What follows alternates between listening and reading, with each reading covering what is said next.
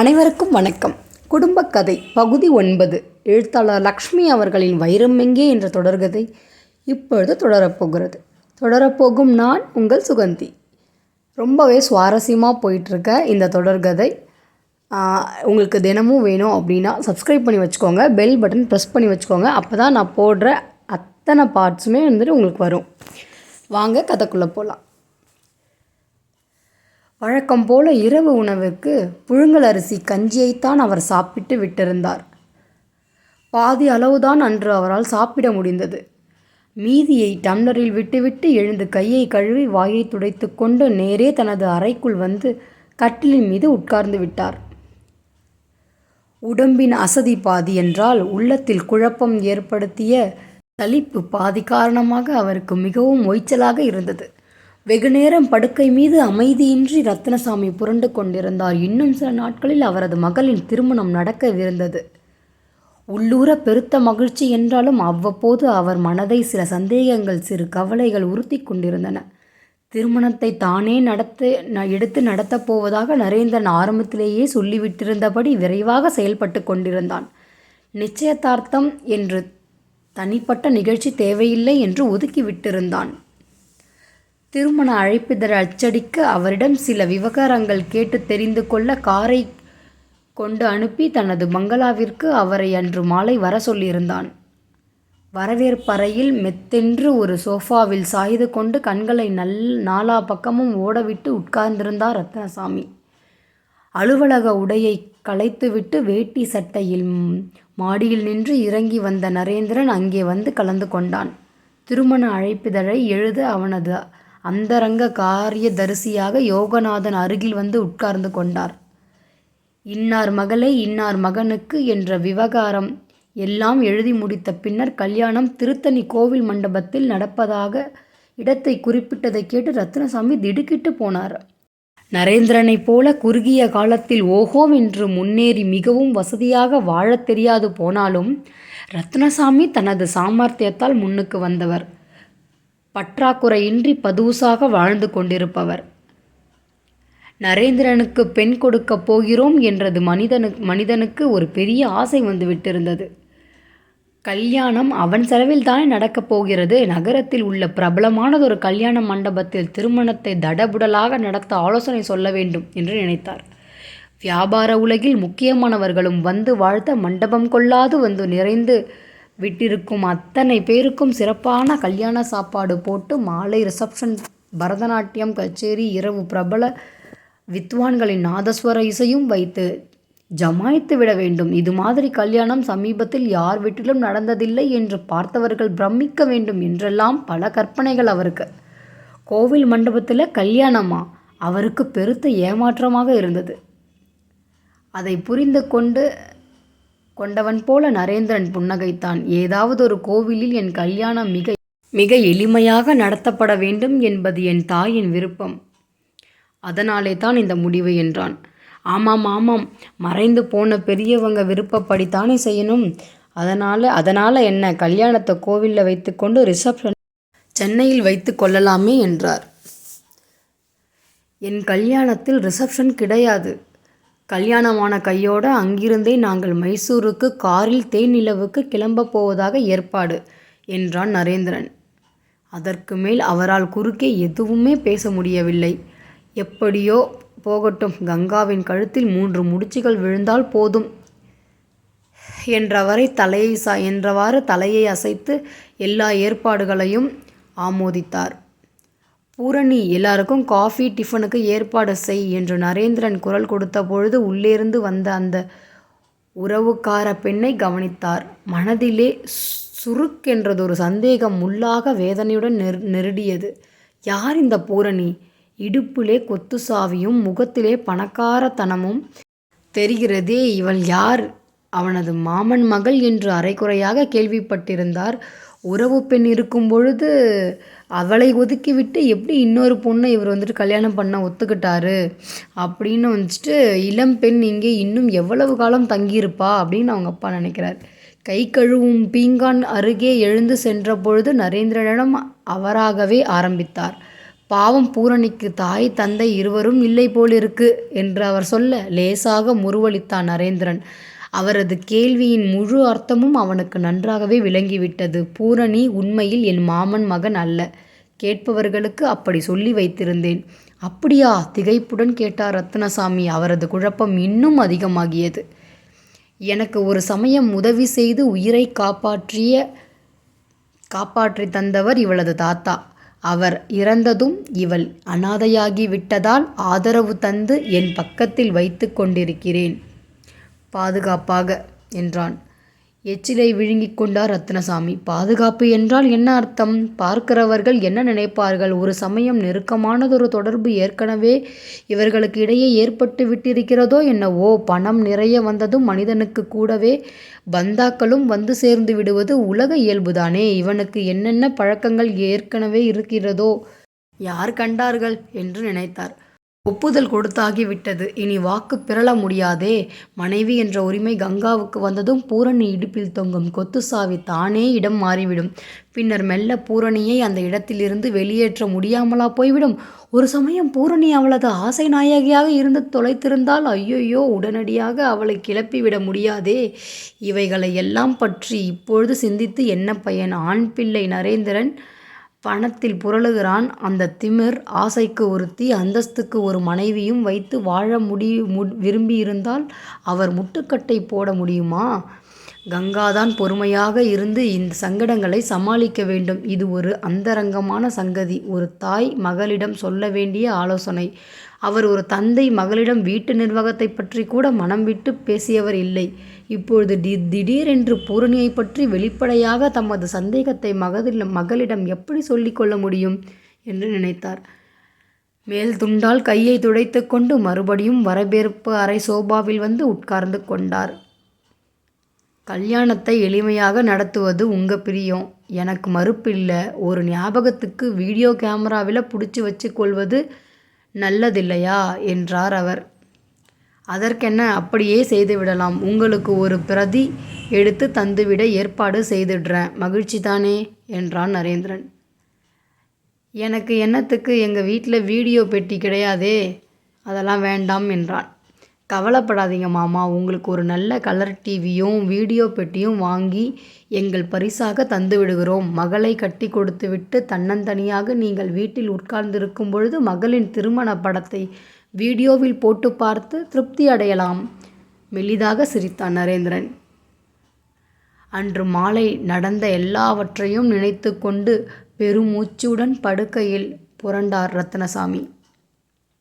சமையல் அறையை கங்கா சுத்தம் செய்யும் ஓசை கேட்டது. மெல்ல நடந்து அவள் கூடத்திற்குள் வரும் ஓசை தொடர்ந்தது.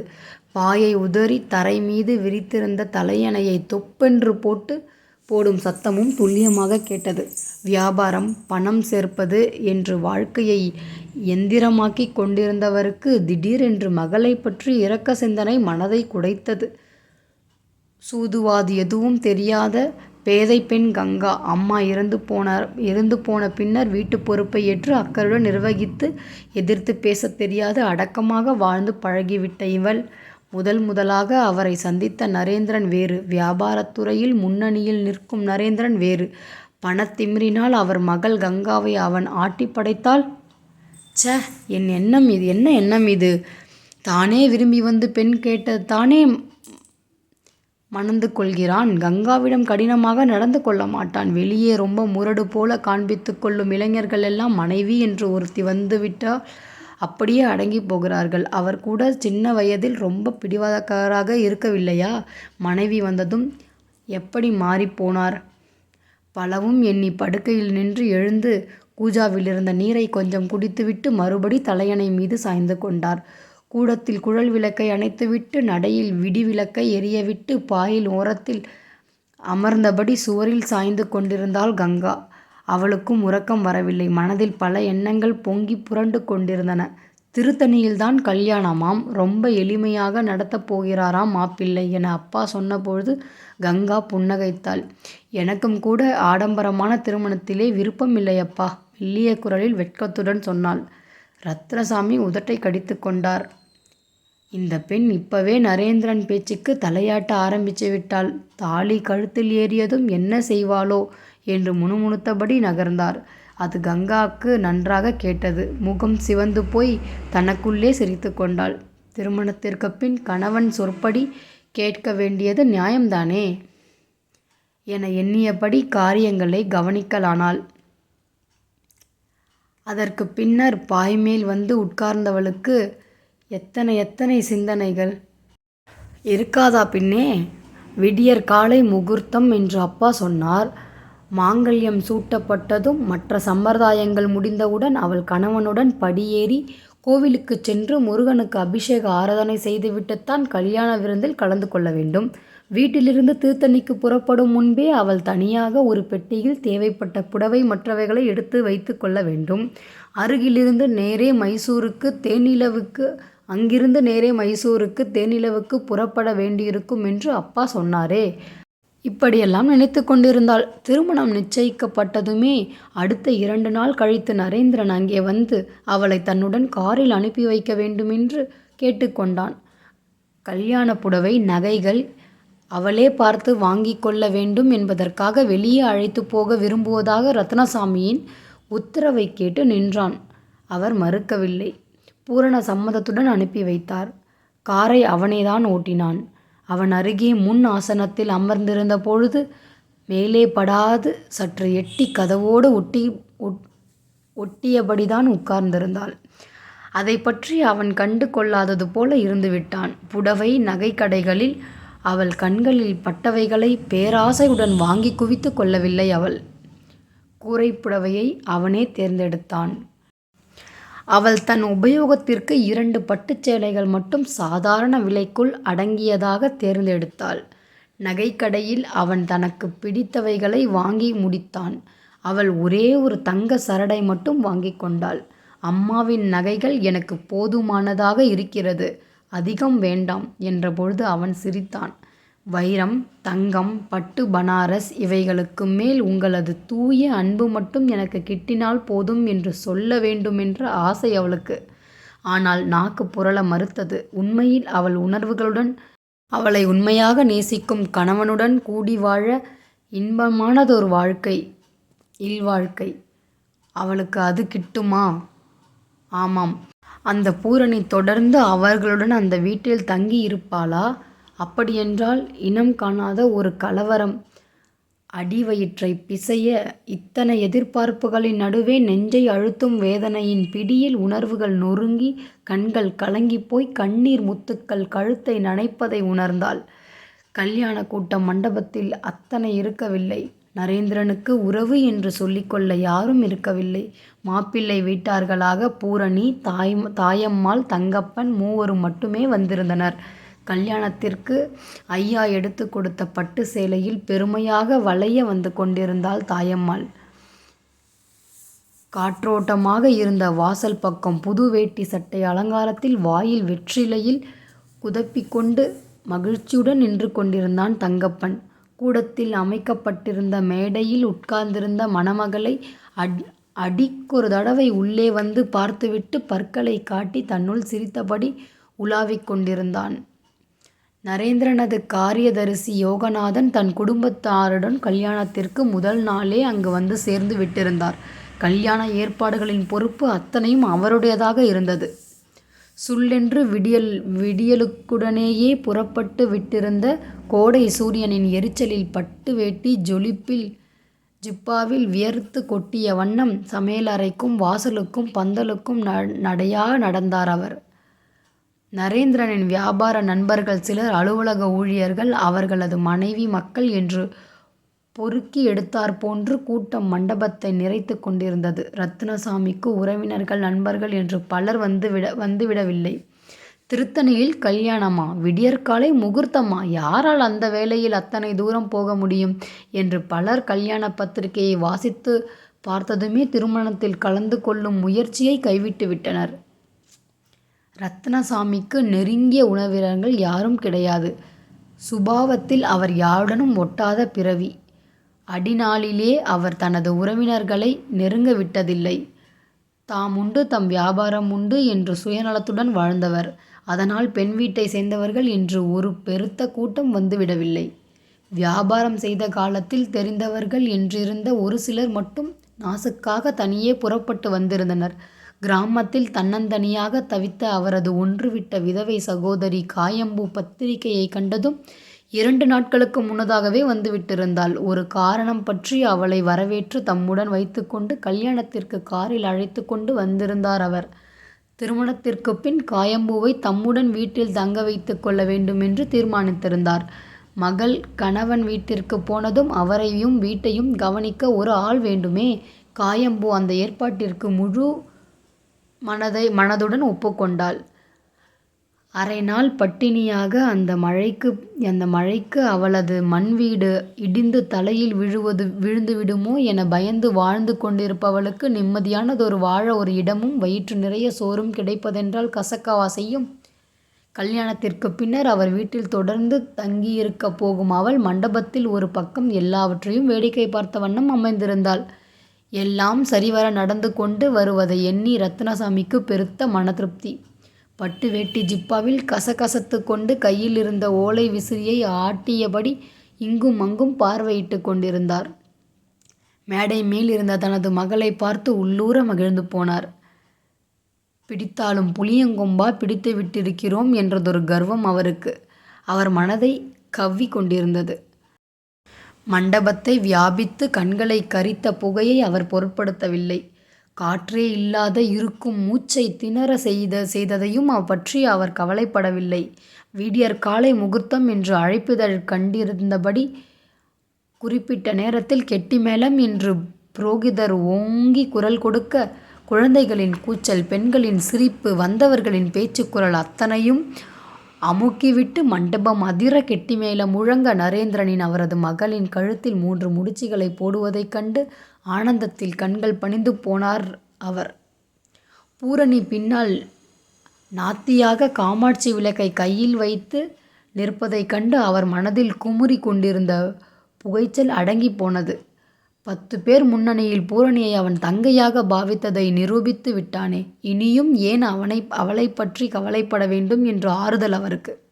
மாலையும் கழுத்துமாக தம்மை முதலில் வந்து வணங்கி மணமக்களை மனதார வாழ்த்தினார் அவர். கைக்குட்டையால் கண்களை துடைத்து கொண்டார். காயம்பூவுடன் காரில் அவர் கோவிலுக்கு விரைந்து அங்கே மணமக்கள் வரவுக்காக முன்னதாகவே காத்திருந்தார். நரேந்திரனது அந்தரங்க காரியதரிசி குடும்பத்துடன் மணமக்கள் படியேறி கோவிலை மெல்ல அடைந்தனர். அபிஷேக ஆராதனையை முடித்து கொண்டு அவர்கள் அனைவரும் கீழே வருவதற்குள் கல்யாணத்திற்கு வந்தவர்கள் சாப்பாட்டை முடித்து கொண்டு ஊர் திரும்ப தயாராகிவிட்டிருந்தனர். திருமணத்திற்கு அமர்த்தப்பட்ட பஸ்ஸில் அலுவலக ஊழியர்கள் தங்களது குடும்பத்தை அடைத்து கொண்டு கிளம்பிவிட்டனர்.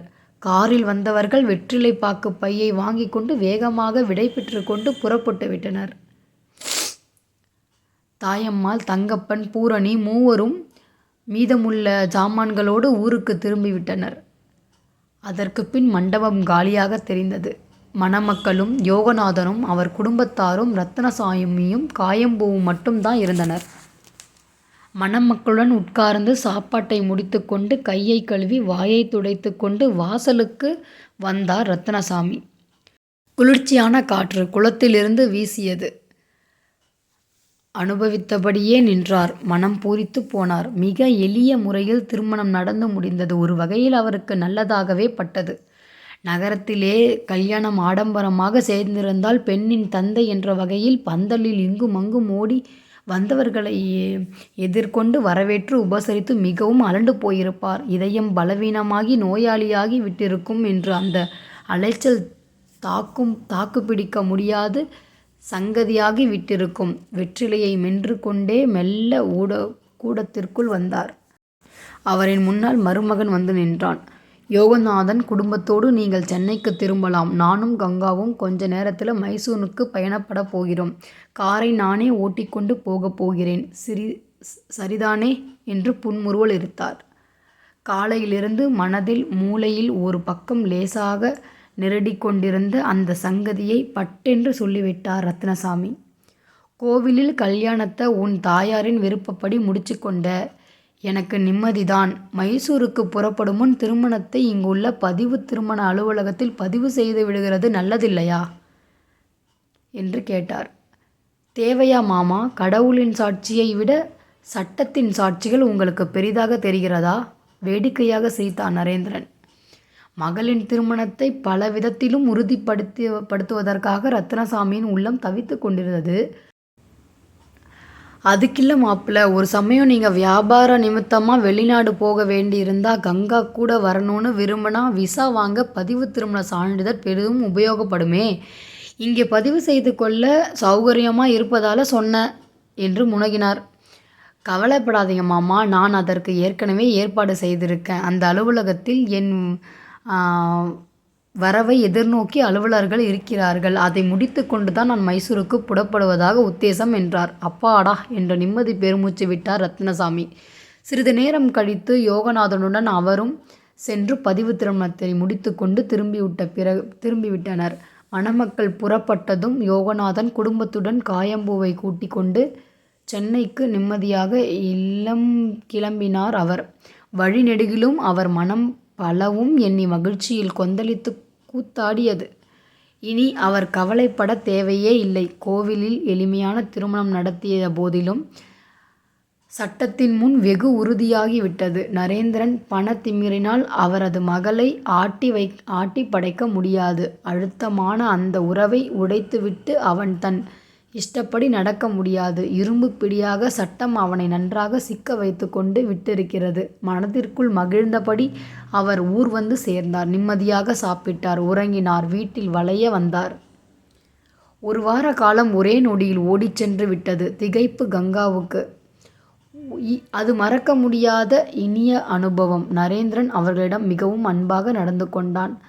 பிருந்தாவன் தோட்டத்தில் அவளை இங்கும் அங்கும் நிற்க வைத்து புகைப்படம் எடுத்தான். மைசூரில் அவள் பார்க்க விரும்பிய இடங்களுக்கெல்லாம் அவளை அழைத்துச் சென்றான்.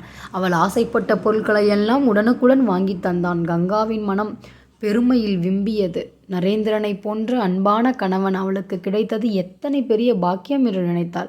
இதற்கு அவள் என்ன விதத்தில் ஈடு செய்ய முடியும் என்றதோ நினைப்பும் அவளுக்கு வந்தது. வீட்டிற்கு திரும்பியதும் கருத்துடன் அதை நிர்வகித்து கண்ணின் கருமணியைப் போல கணவனை பரிவும் பாசமுமாக கவனித்து கொண்டு அவனது இன்ப துன்பங்களை சமமாக பகிர்ந்து கொண்டு அவனது அன்பு மனைவியாக பண்பான பெண்ணாக அவள் நடந்து கொள்ளப் போகிறாள். இதுதான் அவள் இந்த பாக்கியத்திற்கு செய்யும் ஈடு. பற்பல எண்ணி பெருமூச்சு சரிந்தாள். மறுநாள் முழுவதும் கடைக்கு அலைந்து கொண்டிருந்ததிலேயே பொழுது கழிந்து போனது. பல இடங்களில் ஏறி இறங்கி அவள் மிகவும் களைத்து போய் விட்டிருந்தாள்.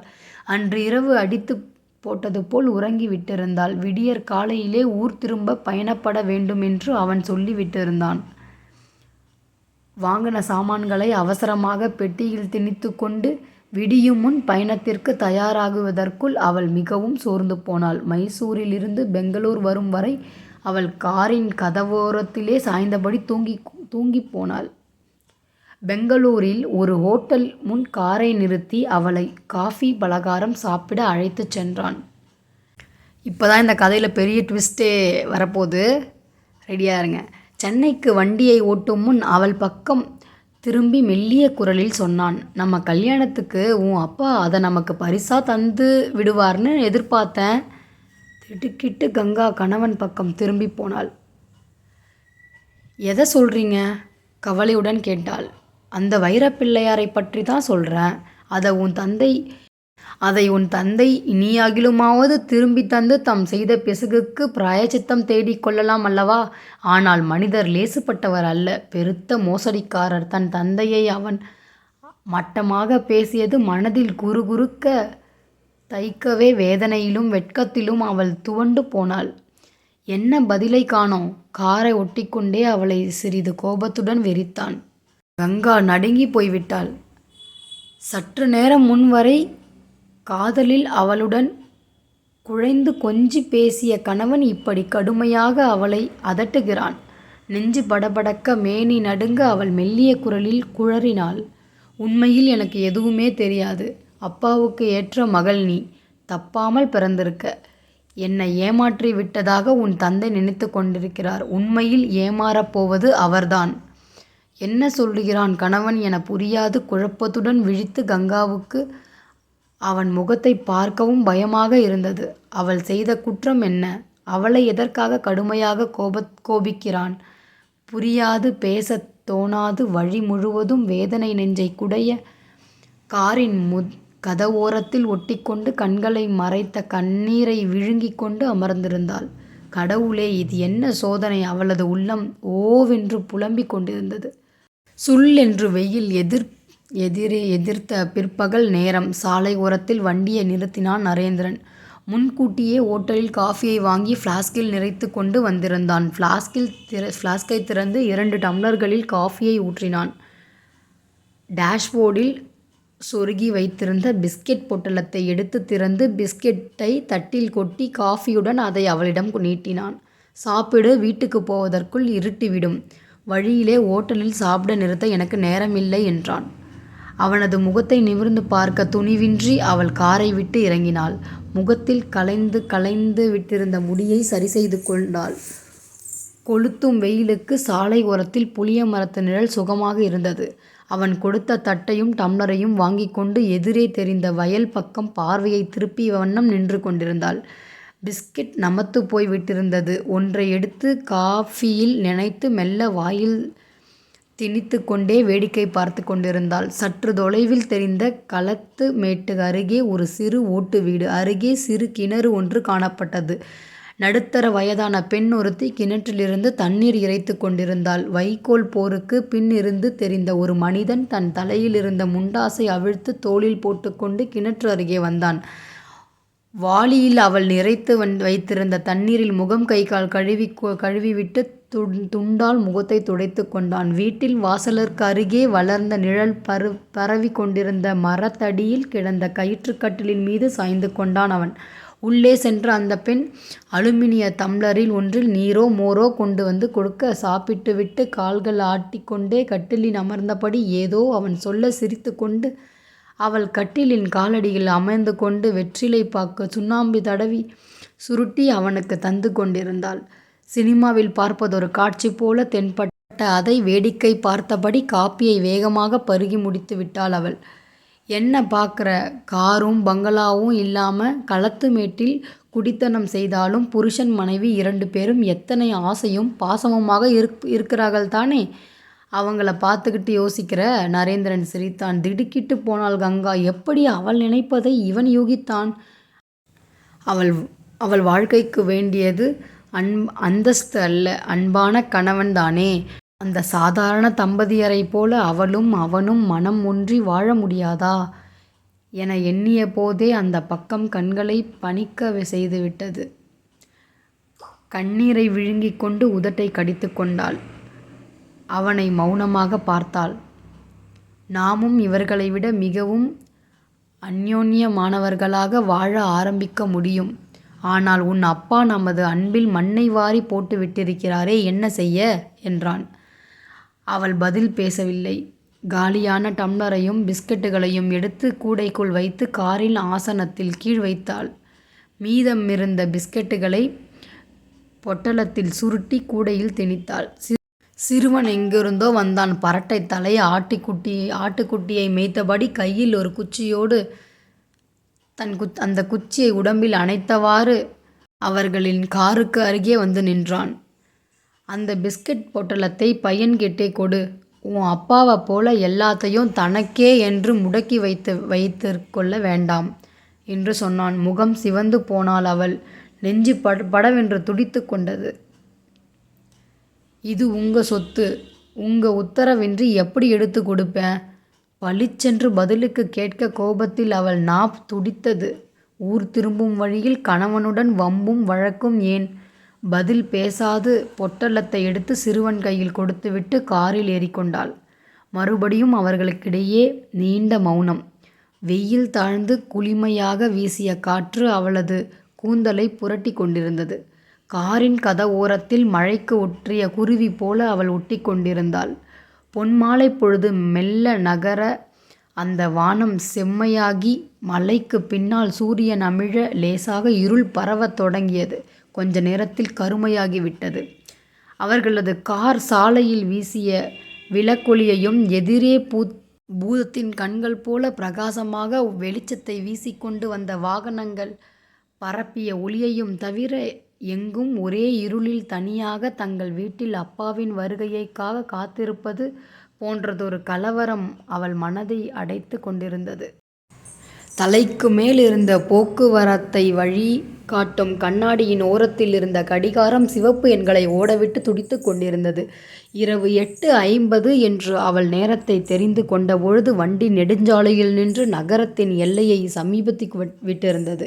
இன்னும் 3/4 மணி நேரத்தில் வீட்டை அடைந்து விடுவோம் என்று எண்ணியவள் மீண்டும் திடுக்கிட்டு போனாள். அவளது கணவன் பங்களாவை அடைந்ததும் அவள் எப்படி நடந்து கொள்ள வேண்டும்? கவலையுடன் பலவும் எண்ணி கண்களை மூடிக்கொண்டிருந்தாள். நேரத்தையே மறந்து போனாள். மெல்ல கண்களை திறந்து கொண்டு நிமிர்ந்து உட்கார்ந்தவளுக்கு ஒரு அதிர்ச்சி. அவன் வண்டியை திருவல்லிக்கேணி முத்துவீரன் தெருவிற்குள் ஓட்டிக் கொண்டிருந்தான். 5ஆம் எண் வீட்டு அருகே நிறுத்திவிட்டு, நீ இறங்கி போய் அழைப்பு மணியை ஒலிக்க விடு, நான் வருகிறேன் என்றான். ஐயோ, அது அவளோட வீடு இல்லை. சற்று முன் சுற்றுமுற்றும் திகைப்புடன் பார்த்து கொண்டு அவள் தங்களது வீட்டு வாயிலின் முன் வராந்தாவில் இருந்த கேட் அருகே நெருங்கினாள். அது சமயம் இரவு உணவை முடித்துக்கொண்டு முற்றத்திலே கைகளை கழுவிவிட்டு கூடத்தில் கிடந்த தமது சாய்வு நாற்காலியில் வந்து அமர்ந்து கொண்டிருந்தார் ரத்னசாமி. மகள் இல்லாத வீடு அவருக்கு வெறுமையாக தெரிந்த போதிலும் அதை சாமர்த்தியமாக சமாளித்து விட்டிருந்தார். கல்யாணத்திற்கு வந்த காயம்பூ அங்கே தங்க வைத்து கொண்டது மிகவும் நல்லதாகிவிட்டது என்று எண்ணி தமக்குள் மகிழ்ந்தபடி வெற்றிலைப்பாக்கு பெட்டியை தமது காலடியிலிருந்து சிறு மேஜைக்கு நகர்த்தி கொண்டார். சுவற்றில் தொங்கிய காலண்டரை பார்த்து தேனிலவுக்கு போயிருந்த மணமக்கள் திரும்பி வர இன்னும் சில நாட்கள் இருந்தன. நரேந்திரன் மைசூரில் குறைந்தது 2 வாரங்களாக தங்கப் போவதாக சொல்லிவிட்டிருந்தான். 10 நாட்கள் இன்னும் ஆகவில்லையே. வாசனை பாக்கை அள்ளி வாயில் போட்டுக்கொண்டு கும்பகோணம் வெற்றிலையை துண்டால் ஒவ்வொன்றாக துடைத்து தனது தொடை மீது அடுக்கி வைத்து கொண்டு வாசனை சுண்ணாம்பை தடவி நார் கிழித்து மடக்கி வாயில் அடைத்து கொண்டபொழுது அவருக்கு ஏற்பட்ட குஷி ஐயோ! சமீப காலமாக அவர் தமது நோயின் காரணமாக வெற்றிலைப்பாக்கு போடுவதில்லை, நிறுத்திவிட்டிருந்தார். காஃபியை கண்ணால் கூட பார்ப்பதில்லை. மகளின் மேற்பார்வை இல்லாத காரணத்தினால் ரத்னசாமி பத்திய உணவையும் ஒதுக்கிவிட்டு தமக்கு பிடித்ததை சமைத்து கொடுக்க சொல்லி உண்டு மகிழ்ந்தார். வயிற்றை புரட்டி கொண்டிருந்த மாத்திரைகளை மறந்து நிம்மதியாக இருந்தார். நினைத்தபோது அரை கவுளி வெற்றிலையை வைத்து கொண்டு மகிழ்ச்சியுடன் அரைத்து தீர்த்தார். வாயில் அழைப்பு மணி அழுத்தமாக ஒலித்தது. திடுக்கிட்டு நிமிர்ந்து உட்கார்ந்தார் ரத்னசாமி. இந்த வேலைக்கு யார் அவரை தேடி கொண்டு வந்திருக்கிறது? குதப்பிக் கொண்டிருந்த வெற்றிலையை பளிச்சென்று முற்றத்தில் காரி துப்பிவிட்டு அவசரமாக டம்ளர் தண்ணீரில் வாயை கொப்பளித்து கொண்டார். அதற்குள் மறுபடியும் அழைப்பு மணி பலமாக ஒலித்தது. கைமடக்கில் நழுவிய துண்டை வாரி தோளில் போட்டுக்கொண்டு வாயிலுக்கு விரைந்தார். கதவை திறந்தவருக்கு மகிழ்ச்சியானதொரு அதிர்ச்சி. தேனிலவிலிருந்து திரும்பிய மகளும் மருமகனும் திரும்பி வந்துவிட்டார்களே என்றதொரு வியப்பு. வாங்கோ மாப்பிள்ள, வாயெல்லாம் பல்லாக வரவேற்றார் ரத்னசாமி. பெரிய பெட்டி ஒன்றையும் சாமான்களையும் நிறைத்ததொரு பிரம்பு கூடையையும் சுமந்து கொண்டு அவரை தாண்டி உள்ளே நுழைந்த நரேந்திரன் கூடத்திலே அவைகளை வைத்தான். இதுகள் 2 மட்டும்தானே உன் சாமான்கள் என்று அதட்டும் குரலில் அவன் கேட்க கங்கா தலையை ஆட்டினாள். உங்க பொண்ணை பத்திரமா உங்ககிட்ட சேர்த்துட்டேன், நான் கிளம்பி கொண்டு கொள்கிறேன் என்றான் நரேந்திரன். நரேந்திரனின் அழுத்தமான பேச்சு அவருக்கு மெத்த குழப்பத்தை தந்தது. பயணத்திலே ரொம்ப அலுப்பு ஏற்பட்டிருக்கும். 2 நாள் 2 நாள் என்ன, 4 நாட்கள் கூட இங்கே தங்கி இருக்கட்டும். பிறகு ஒரு நாள் பார்த்து கங்காவை நீங்கள் அழைச்சிக்கிட்டு போகலாம். சிரிக்க முயன்றார் ரத்னசாமி. ஆனால் மகளின் சோக முகத்தை பார்த்ததுமே அவர் ஆடிப்போய்விட்டார். இங்கேயே தான் கங்கா இனி இருக்க போறா, என் வீட்டுக்கு நான் அழைச்சிக்கிட்டு போக போறதில்லை என்றான். ஐயோ, என்ன ட்விஸ்ட் இது! மாப்பிள்ளை, என்ன சொல்றீங்க? அலறிவிட்டார் ரத்னசாமி. கங்காவை என் வாழ்க்கையிலிருந்து நீக்கிவிட்டேன், புரிஞ்சுதா? கோபத்துடன் கேட்ட நரேந்திரன் விற்றென்று வெளியேறி காரை வேகமாக செலுத்தி கொண்டு போய்விட்டான். என்னம்மா, என்ன நடந்தது? உங்களுக்குள் ஏதாவது தகராறா? ரத்னசாமி மகளிடம் கனிவான குரலில் கேட்டார். பணத்தையும் அவன் ஆடம்பரங்களையும் நம்பி பெண்ணை கொடுத்ததற்கு முகத்தில் கரியை பூசி விடுவானோ? கங்கா என்ன தவறு செய்தாள்? இத்தனை கோபத்துடன் வெளியேறி விட்டானே மாப்பிள்ளை. ஐயோ கடவுளே, பெரிய இடத்திலே பெண்ணை கொடுத்து விட்டோம் என்று இருமாத்து கொண்டதில் இப்படி ஒரு இடியா? கால் நழுவி கீழே விழுந்து விடுவது போல உடம்பு நடுங்க, உணர்வுகள் தோய்ந்து மூச்சு நின்றுவிடும் போல திணறிக்கொண்டு கதவை தாளிட்டு விட்டு கூடத்திற்குள் வந்து நாற்காலியில் தொப்பென்று விழுந்தார். காயம்பூவுக்கு கூடத்தில் நடந்த பேச்சுவார்த்தை அத்தனையும் நன்றாக கேட்டுவிட்டிருந்தன. உண்மை சங்கதி என்னவென தெரிந்து கொள்ள அவள் தலை வெடித்தது. கிராமத்திலே ஊர்வம்பை உழக்கால் அளந்து வாழ்ந்து கொண்டிருப்பவள் அவள். பட்டணத்திற்கு வாழ்க்கை கட்டினது போல வீட்டிற்கு வந்திருந்தாள். அதற்கு மாறுதலாக அவர்கள் வீட்டிலே ஒரு குழப்பம். புதுமணம் புரிந்து கொண்ட தம்பதியருக்கிடையே மனதாங்கல் மிகவும் சுவையாக வம்பாயிற்றே. சமையலறையிலிருந்து துணியுடன் கூடத்திற்குள் வந்தாள் காயம்பூ. என்னம்மா நடந்தது? மாப்பிள்ளை ஏன் இப்படி கோபமாக புறப்பட்டு போயிருக்காரு? அப்பா கேட்குறாருல, விவரமாக சொல்லுமா குழைந்தாள் கிழவி. அவள் எதிரில் எதுவும் பேச கங்காவுக்கு விருப்பம் இருக்கவில்லை. அவள் சுபாவத்தில் பானத்திற்கு அஞ்சியவள். தன் தந்தையை பற்றி கணவன் கொண்டுள்ள மட்டமான அபிப்பிராயத்தை அவள் எப்படி வெளிப்படையாக சொல்ல முடியும்? மேலும் வைரப்பிள்ளையாரை பற்றிய சங்கதியை மூன்றாம் மனிதர் முன்னிலையில் என்ன பேசுவாள்? ஒன்றுமில்லையப்பா, ரொம்ப நல்லாத்தான் நடந்து கொண்டார்கள். திடீரென்று நேத்திலிருந்து அவருக்கு நம்ம பேரில் கோபம்.